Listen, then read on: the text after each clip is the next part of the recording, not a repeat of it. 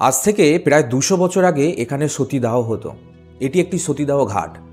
এই ঘাটেই স্বামীর জ্বলন্ত চিতায় স্ত্রীকে নিক্ষেপ করে পুড়িয়ে মারা হতো। আপনারা সতীদাহ প্রথা সম্পর্কে কম বেশি সকলেই জানেন, কিন্তু সতীদাহ প্রথা কোন জায়গায় হয়েছিল তা কি জানেন? এমনই একটি জায়গা সম্পর্কে আজকে এই ভিডিওতে বিস্তারিত আলোচনা করব। কলকাতা লাগোয়া বরাহনগরে একাধিক গঙ্গার ঘাট রয়েছে। তার মধ্যে অত্যন্ত বেদনা এবং যন্ত্রণাময় একটি ঘাটের নাম হল সতীদাহ ঘাট, যা আজও হাজারো ইতিহাসের সাক্ষী বহন করে চলেছে। উল্লেখ্য, এই ঘাটটি বরাহনগরের গঙ্গা লাগোয়া রায় মথুরানাথ চৌধুরী স্ট্রিটে রামেশ্বর হাই স্কুলের কাছে অবস্থিত।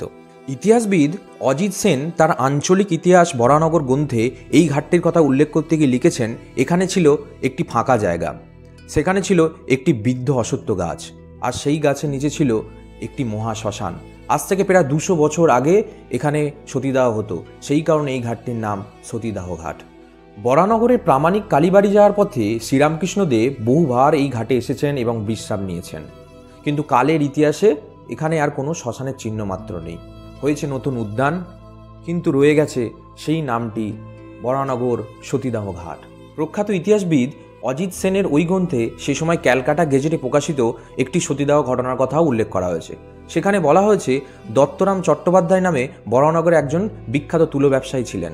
1789 সালে 23 এপ্রিল উনার বাড়িতে ডাকাতি পড়ে।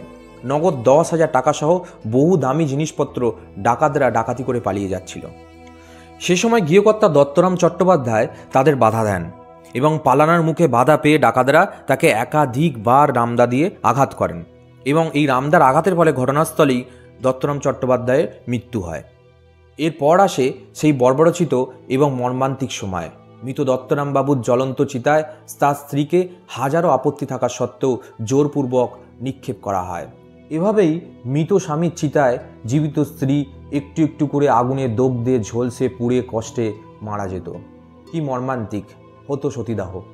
অজিতবাবুর বরাহনগর ইতিহাস গ্রন্থে ফিরে দেখা সতীদাহ এক শিরোনামে গবেষক সৌমেন নাথ আরও 2টি সতীদাহ ঘটনার কথা উল্লেখ করেছেন। তিনি লিখেছেন, 1803 সালের নভেম্বর মাস কোনো এক ব্রাহ্মণ বার্ধক্যজনিত কারণে মারা যাওয়ায় তার 2 বিধবা স্ত্রী ঠিক এইভাবেই সহমিতা হন। এবং অপর ঘটনাটি ঘটেছিল 1809 সালের 25শে নভেম্বর। বার্ধক্যজনিত কারণে কোনো এক ধোপার মৃত্যু হলে তার সদ্য বিধবা স্ত্রী সহমিতা হতে ইচ্ছুক হন এবং বরাহনগরের গঙ্গার এই ঘাটেই এই সহমরমের ঘটনাটি ঘটে। এভাবেই বাংলার বিভিন্ন গ্রামে প্রান্তরে চলত নিষ্ঠুর এই সতীদাহ প্রথা। অকালে প্রাণ যেত হাজার হাজার বিধবা স্ত্রী। তারপর তো আমরা সকলেই জানি, দীর্ঘ ঘাত প্রতিঘাতের মধ্য দিয়ে, অনেক আন্দোলনের মধ্য দিয়ে রাজা রামমোহন রায়ের প্রচেষ্টায় এক প্রকার রদ হয়েছিল নিষ্ঠুর এই সতীদাহ প্রথা। ধন্যবাদ।